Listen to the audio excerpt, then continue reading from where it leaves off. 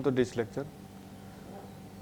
तो last lecture के अंदर हमने एंड्रॉयड के अंदर पढ़ा था कि किस तरीके से हम रेडियो बटन मतलब कि सिंगल चॉइस का यूज़ कर सकते हैं, किस तरीके से हम रेडियो ग्रुप का यूज़ कर सकते हैं, दोनों को बिहेवियर कैसे अटैचमेंट मतलब कि सिंक्रोनाइज किस तरीके से बना सकते हैं, और साथ ही साथ हमने ये भी देखा था कि भाई चेकबॉक्स को हम किस तरीके से यूज़ कर सकते हैं हमारे एंड्रॉयड के अंदर।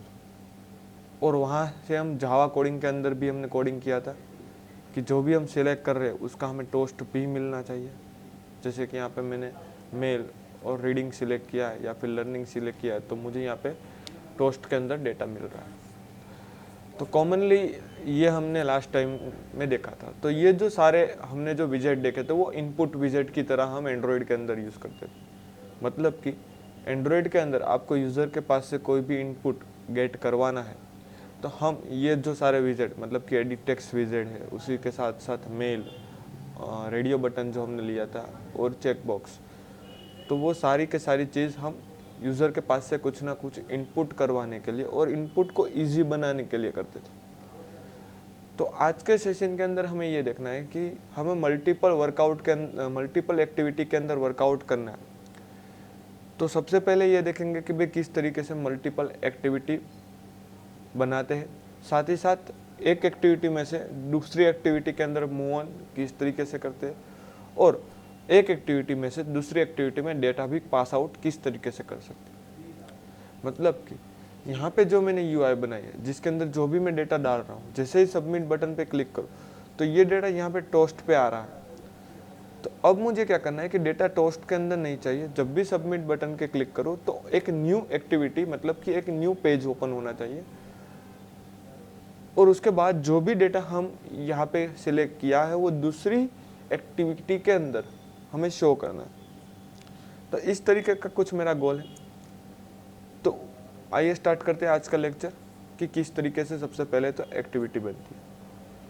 तो अभी जब भी हम न्यू प्रोग्राम क्रिएट करते हैं हमारे एंड्रॉइड स्टूडियो के अंदर, तो बाय डिफ़ॉल्ट आपको एक एम्प्टी एक्टिविटी क्रिएट होकर मिल जाती है, उसका नाम होता है यहाँ पे मेन एक्टिविटी।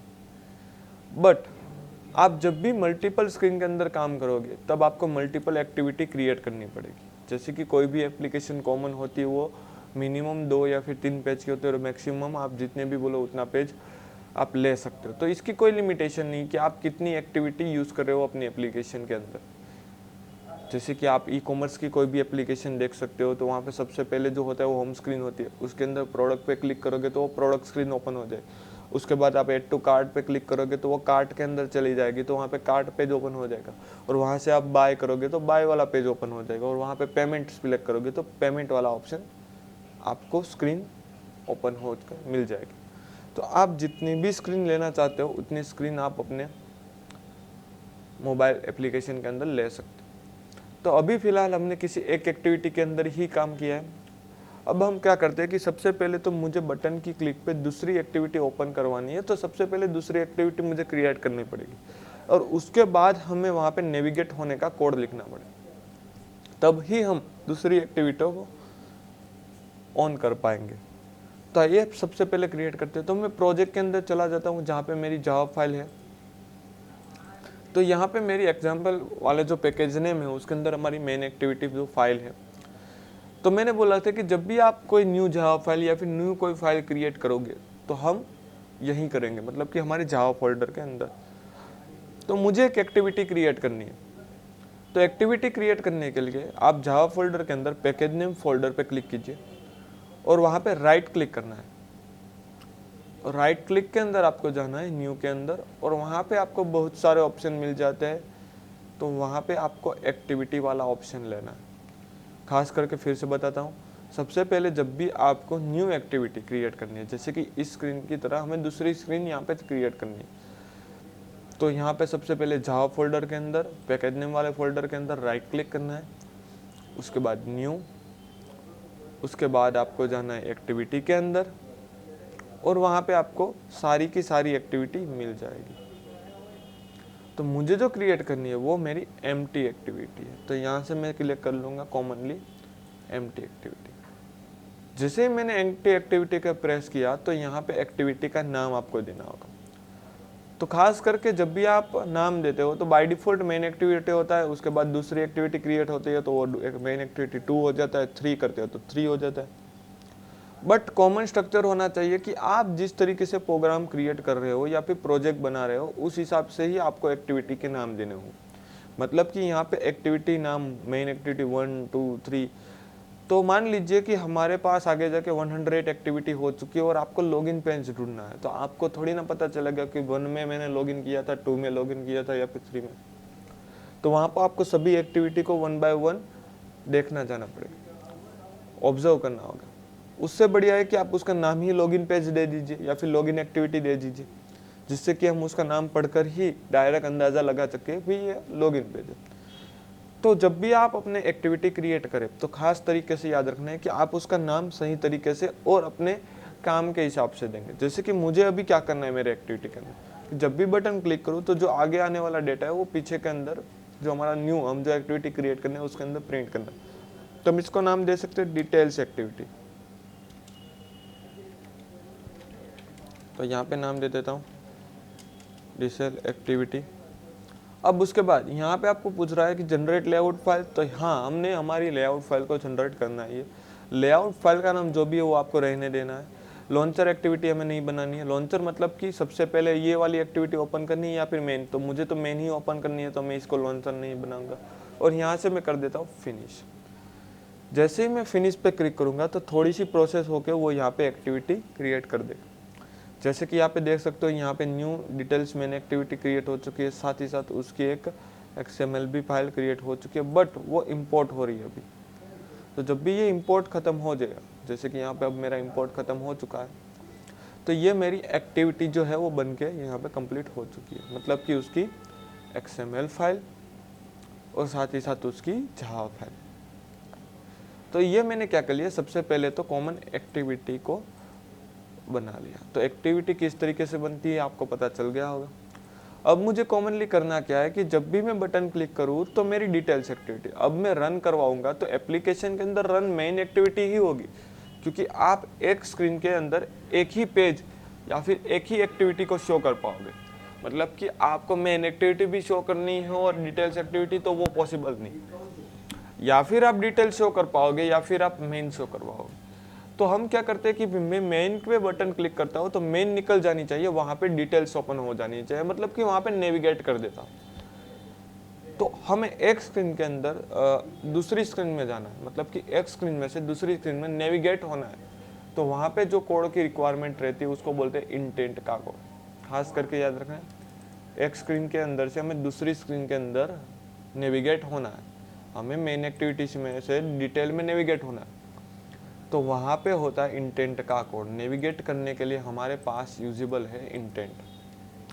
तो टोटली 2 टाइप्स के इंटेंट होते हैं हमारे एंड्रॉयड के अंदर। सबसे पहला जो होता है उसको बोलते हैं एक्सप्लिसिटी इंटेंट। Explicit intent. दूसरा होता है इम्प्लिसिट इंटेंट।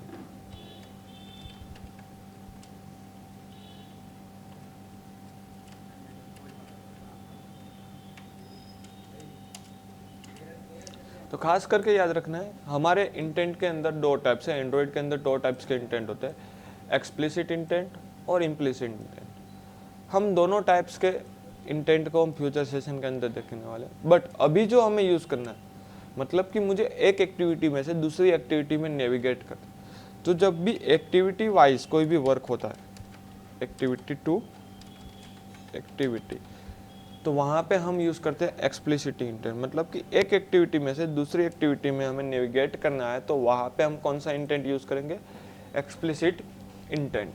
तो इम्प्लिसिट इंटेंट कहाँ पे यूज़ होता है, तो मेनली आपको बता देता हूँ। आप अपनी एक्टिविटी में से किसी एप्लीकेशन को ओपन करवाते हो, एक्टिविटी टू एप्लीकेशन, तो वहाँ पे हो जाता है इम्प्लिसिट इंटेंट। तो इसका तो फंडा आपको क्लियर है कि भाई मुझे मेन में से डिटेल में जाना है तो वहाँ पे एक्सप्लिसिट। बट इम्प्लिसिट मतलब कि एक्टिविटी में से एप्लीकेशन का मतलब क्या है। तो कई बार आप क्या करते हो कि आपकी एप्लीकेशन में से, जैसे कि मान लीजिए कि गैलरी में आप काम कर रहे हो अभी, या फिर आप गैलरी यूज़ कर रहे हो, तो गैलरी अपनी एप्लीकेशन है, उसके अंदर आपने मेन पेज ओपन रखा है।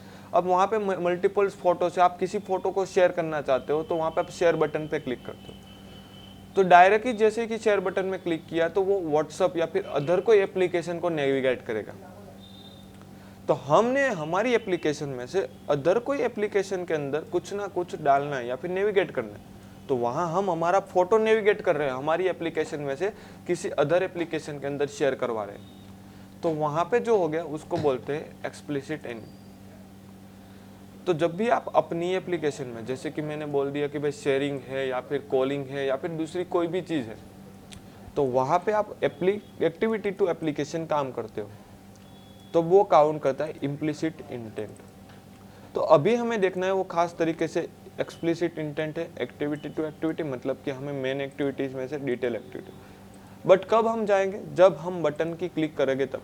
तो मैं क्या करता हूँ, बटन की क्लिक पे जो यहाँ पे सब कुछ हमने कोड करा है, इसको थोड़ा सा मैं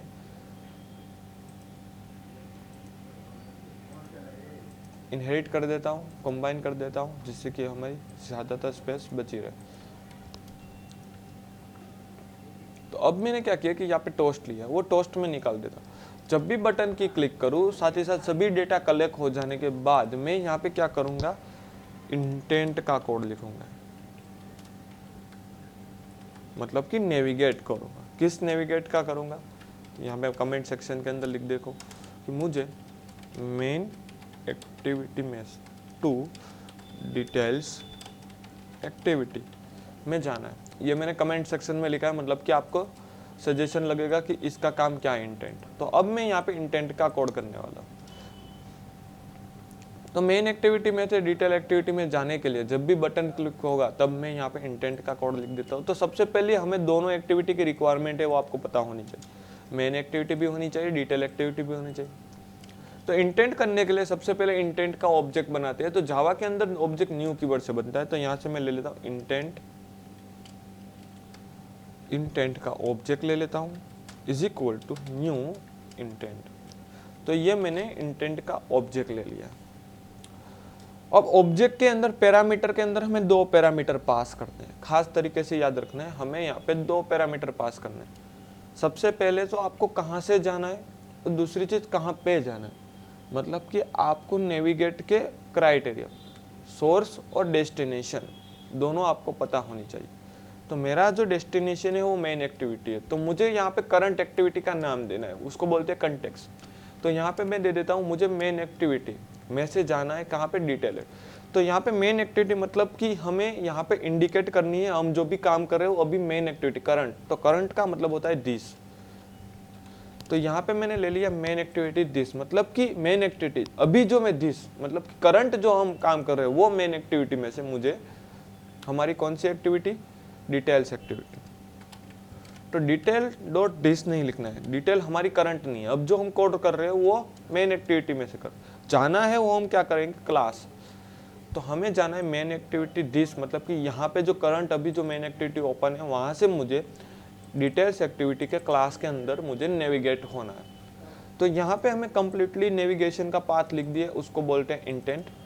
फिर से बता देता हूँ इंटेंट किस तरीके से काम करता है। सबसे पहले तो इंटेंट का आप कोड लिखिए, इंटेंट का ऑब्जेक्ट क्रिएट करिए। ऑब्जेक्ट के अंदर दो पैरामीटर पास करने, सबसे पहला है करंट कंटेक्स्ट मतलब कि सोर्स, और जब भी कंटेक्स्ट बोला जाए तो कंटेक्स्ट ओनली फॉर एक्टिविटी का नाम होता है, और कंटेक्स्ट जो होता है वो दिस होता है, मतलब कि करंटली होता है, मतलब कि यहाँ पे मैंने लिख दिया मेन एक्टिविटी डॉट दिस।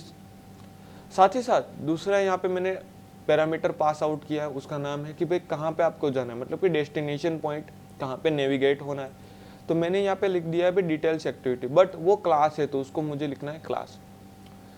अब मान लीजिए कि मैं डिटेल में से मेन एक्टिविटी में आ रहा हूँ, और आप सपोज ऐसा मान लीजिए कि ये जो है वो डिटेल्स एक्टिविटी है, तो हम क्या करेंगे, बटन की क्लिक के ऊपर डिटेल्स डॉट दिस, और जाना है मुझे मेन एक्टिविटी, तो मेन एक्टिविटी डॉट क्लास लिखी।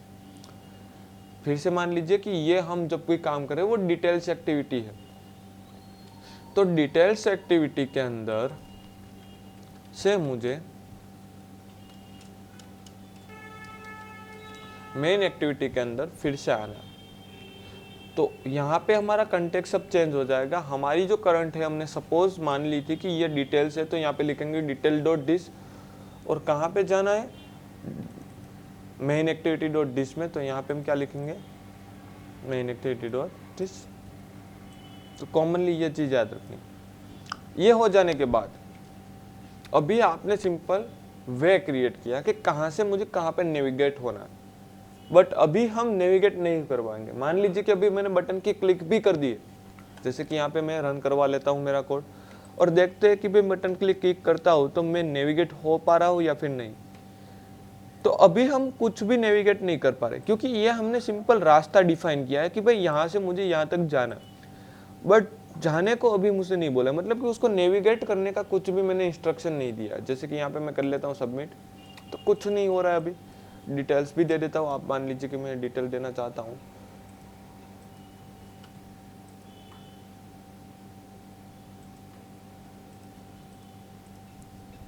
तो क्लिक भी हो रहा है, डिटेल गेट भी हो रही है। कई लोग बोलेंगे टोस्ट नहीं हो रहा है, क्योंकि टोस्ट तो मैंने निकाल दिया है।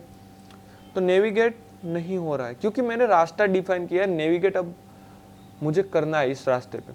तो नेविगेट करने के लिए आपके पास एक इनबिल्ट मेथड होती है, उसका नाम है स्टार्ट एक्टिविटी।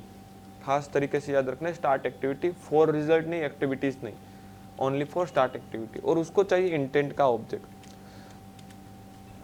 तो स्टार्ट एक्टिविटी क्या करता है, नेविगेट करता है।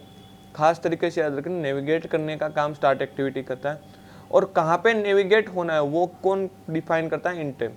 तो मैंने इंटेंट का ऑब्जेक्ट पास कर दिया स्टार्ट एक्टिविटी के अंदर।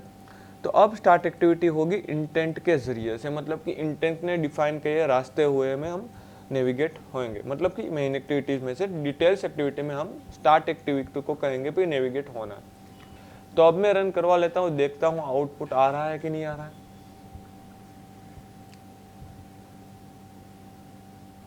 चलो मान लीजिए कि यहाँ पे मैंने सब कुछ डिटेल डाल दी है वन बाय वन। डिटेल अब अभी लेके नहीं जा रहे, हम डिटेल ओनली फॉर कलेक्ट कर रहे हैं।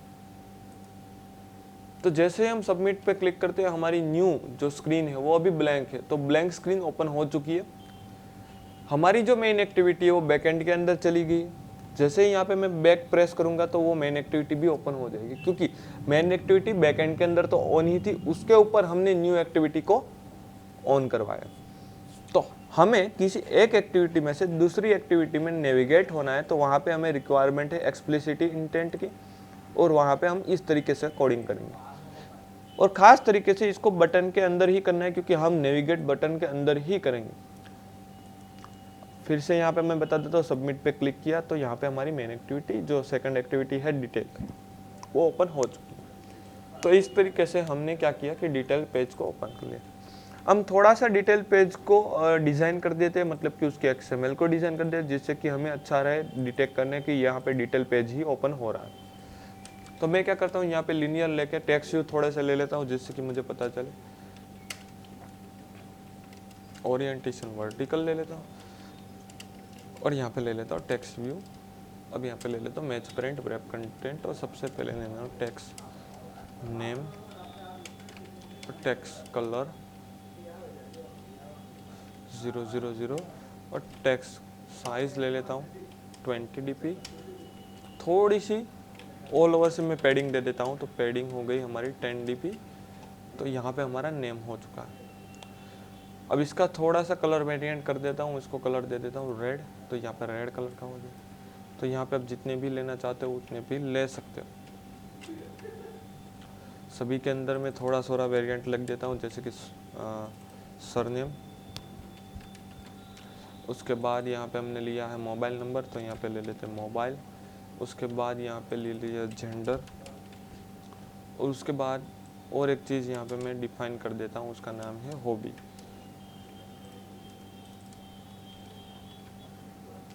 अभी हम डिटेल नहीं लेने वाले, बट हम फ्यूचर सेशन के अंदर, मतलब कि फ्यूचर के अंदर इस तरह के देखेंगे। आगे जो हमने डिटेल ली है वो भी हम डिटेल एक्टिविटी के अंदर लेके आए, बट अभी तो हमने डिटेल में कुछ किया ही नहीं है। और दूसरी चीज़, यहाँ से हम कुछ भी लेके नहीं जा रहे, ओनली फॉर हम इंटेंट को कह रहे हैं तुम दूसरी एक्टिविटी में ओपन कर लीजिए। तो यहाँ पे देख लेते हैं, अब क्लिक करता हूँ तो दूसरी एक्टिविटी के अंदर इस टाइप की मुझे डिज़ाइन कुछ दिख रही है। क्लिक कर लेता हूँ तो आप देख सकते हो मुझे इस टाइप की डिज़ाइन दिख रही है।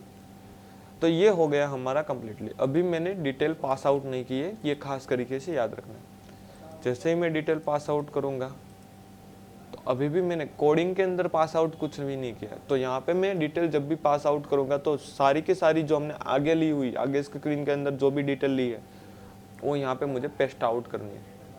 ओके, तो आइए स्टार्ट करते हैं कि भाई मुझे एक स्क्रीन के अंदर से दूसरी स्क्रीन के नेविगेट होने का कोड तो हमें मिल गया, बट अब मुझे ये सीखना है कि भाई एक स्क्रीन के अंदर जो लिया हुआ डेटा है वो हमें दूसरी स्क्रीन के अंदर पास आउट करना है। तो हमें एक स्क्रीन का डेटा दूसरी स्क्रीन के अंदर किस तरीके से ले जाएंगे वो हमें यहाँ पे देखना है। तो हमें एक स्क्रीन में से दूसरे स्क्रीन में नेविगेट होना था, तो इसलिए हमने इंटेंट का कोड कर लिया। तो अब हम इंटेंट को ही कहेंगे भाई तू दूसरी एक्टिविटी के अंदर पास आउट हो रहा है तो हमारा डेटा जो है वो भी हमें पास आउट करना है, तो वो भी तू लेके जा।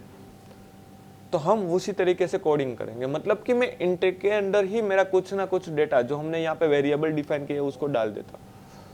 तो मुझे क्या करना होगा कि भाई जो मेरा इंटेंट है उसके अंदर एंटर कर देता हूँ, और हमारा इंटेंट का ऑब्जेक्ट है उसके अंदर हमें एक बाय डिफॉल्ट मेथड मिल जाते हैं। तो इंटेंट डॉट यहाँ पे मैं कर देता हूँ पुट एक्स्ट्रा। तो ये पुट एक्स्ट्रा है वो अपने साथ वैल्यू को लेके जाएगा, मतलब कि जब भी हम डिटेल एक्टिविटी के अंदर जाएंगे यहाँ पे कुछ भी डालेंगे वो हमारे साथ इंटेंट लेके जाएगा। तो हमें क्या पुट करना है, तो हमें पुट करना है नेम, मोबाइल, सरनेम, साथ ही साथ हॉबी और जेंडर। तो हमारे पास टोटल 5 वेरिएबल्स है।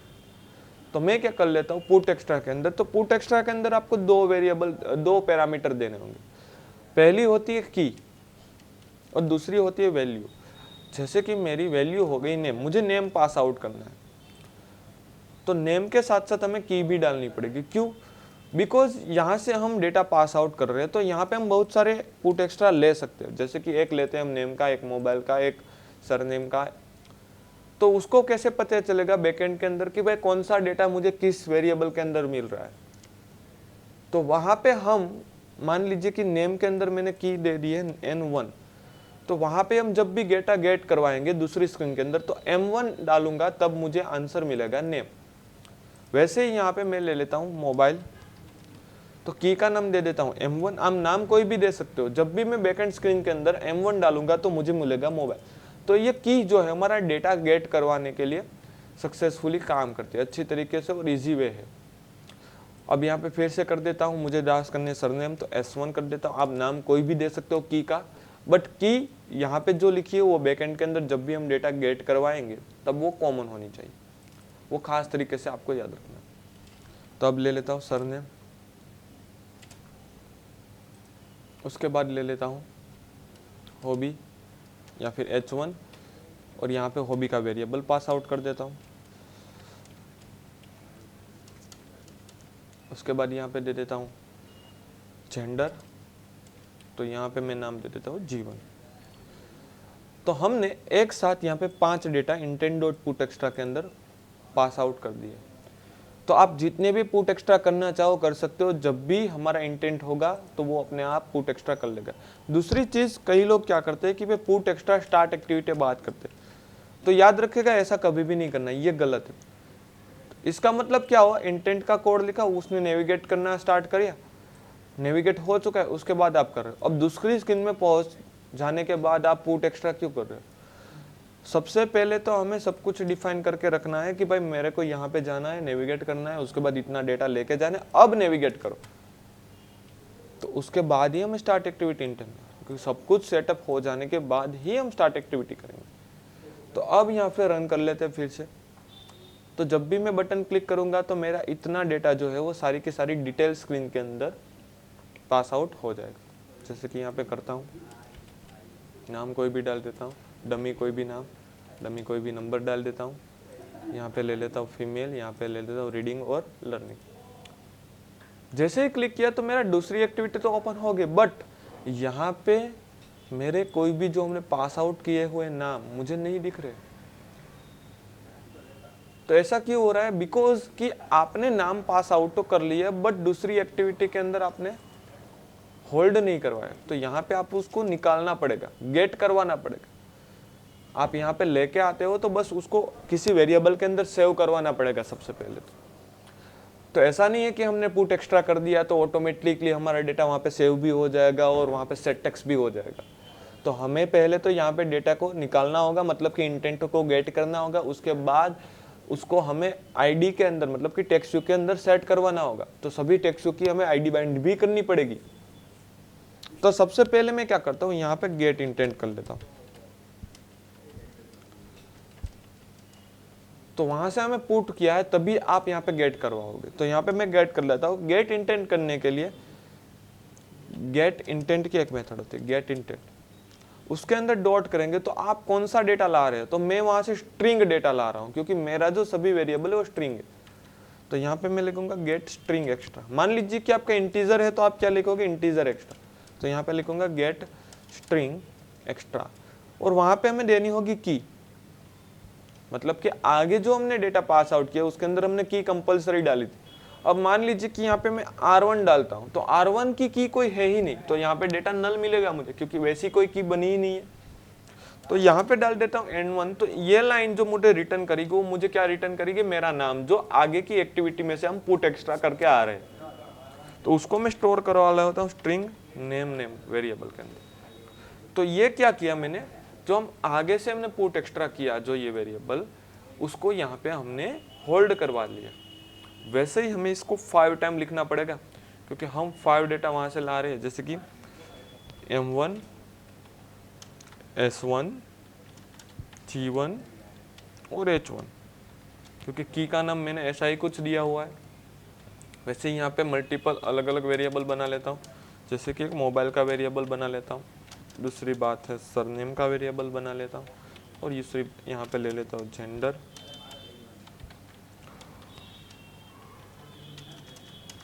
हॉबी का वेरिएबल भी ले लेता हूँ।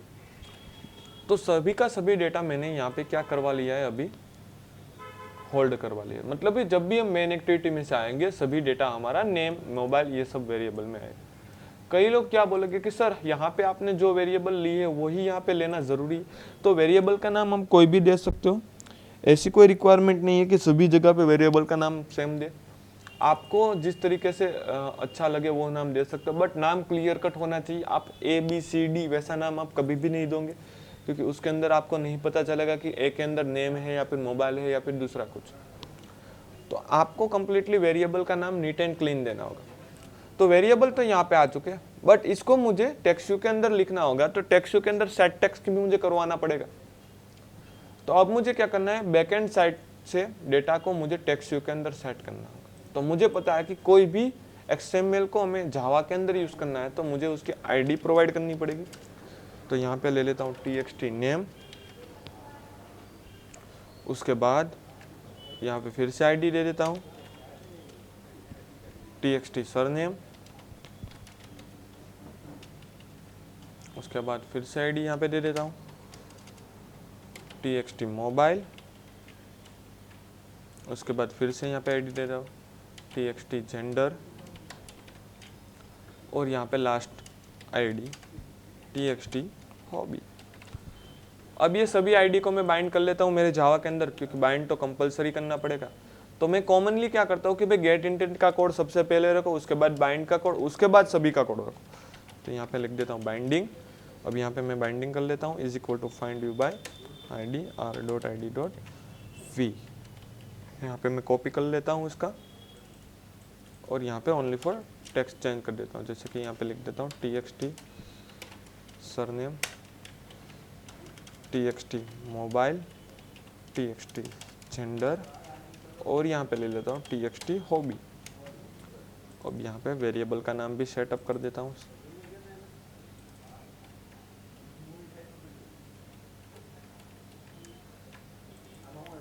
अब यहाँ पे ले लेता हूँ जेंडर और हॉबी ले लेता हूँ। अब इसको मैं ग्लोबल जनरेट कर लेता हूँ। तो अल्टर एंटर करके आप फील्ड वेरिएबल को क्रिएट कर ही सकते हो। टेक्स्ट व्यू कोमा कर लीजिए, txt surname, txt mobile, txt gender और txt हॉबी। अब मुझे क्या करना है, ये सभी के अंदर मुझे जो हमारे गेट इंटेंट के अंदर आए वेरिएबल को सेट करवाना है। तो किसी भी वेरिएबल को आपको सेट करवाना है तो आप कर सकते हो txt name dot set text, और यहाँ पे मैं ले लेता हूँ नेम। दूसरी चीज यहाँ पे उसको कॉमनली क्या चाहिए, स्ट्रिंग वेरिएबल ही चाहिए। अब आप इंटीजर वेरिएबल यहाँ पे गेट करवा रहे हैं तो आप उसको कॉन्केट कर दीजिए इस तरीके से, मतलब कि उसको स्ट्रिंग करना कंपलसरी रहेगा। ओके, यहाँ पे ले लेता हूँ txt sender dot set text, तो यहाँ पे ले लेता हूँ sender txt surname dot set text, तो यहाँ पे ले लेता हूँ surname txt hobby dot set text, तो यहाँ पे ले लिया हॉबी, और यहाँ पे ले लेता हूँ txt mobile dot set text, तो यहाँ पे ले लेता हूँ मोबाइल। तो सबसे पहले क्या किया कि जब भी हम बटन क्लिक करेंगे तो साथ ही साथ क्या होगा, सबसे पहले तो सेकंड एक्टिविटी हमारी ओपन होगी।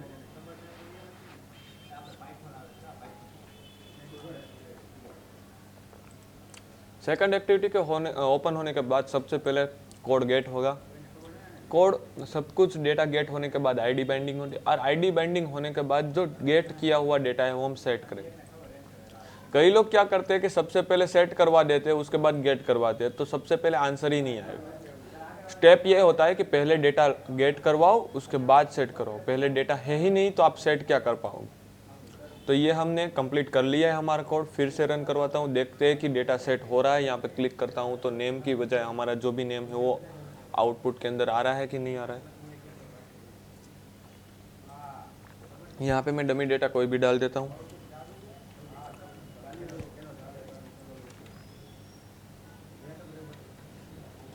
अब यहाँ पे ले लेता हूँ मेल, यहाँ पे रीडिंग, सबमिट करता हूँ। तो आप देख सकते हो हमारा सारा का सारा डेटा जो अच्छी तरीके से सेट हो चुका है। फिर से बैक करता हूँ, यहाँ से थोड़ा सा वेरिएंट करता हूँ, फीमेल कर देता हूँ, रीडिंग को निकाल देता हूँ, गेमिंग कर लेता हूँ, तो सब कुछ प्रिंट हो चुका है। यहाँ पे भी आप जो भी चेंजेस करोगे वेरिएंट, सभी वेरिएंट वो कम्प्लीटली एब्जॉर्ब कर लेगा। तो ये जो हमारा कोडिंग हो चुका है कि किस तरीके से हमें इंटेंट करना है, एक स्क्रीन में से दूसरी स्क्रीन और मल्टीपल स्क्रीन में वर्कआउट किस तरीके से करना है, मल्टीपल स्क्रीन किस तरीके से जनरेट करनी है, और साथ ही साथ पुट एक्स्ट्रा किस तरीके से करना है, वो आज के लेक्चर में हम पढ़े। तो इसकी हमें एंड्रॉयड के अंदर ज़्यादा रिक्वायरमेंट रहेगी। मल्टीपल स्क्रीन के अंदर जब भी हमें वर्कआउट करना है तो जब किस तरीके से डेटा पास आउट करें, किस तरीके डेटा फेच आउट करें, और इंटेंट क्या है, खास तरीके से कितने टाइप्स के इंटेंट है, सभी चीज़ को आपको याद रखनी है। तो आज के लेक्चर में बस इतना ही। फ्यूचर सेशन के अंदर हम आगे एंड्रॉयड के अंदर न्यू विजेट के बारे में पढ़ेंगे, इम्प्लिसिट इंटेंट क्या है उसके अंदर पढ़ेंगे। Thank you.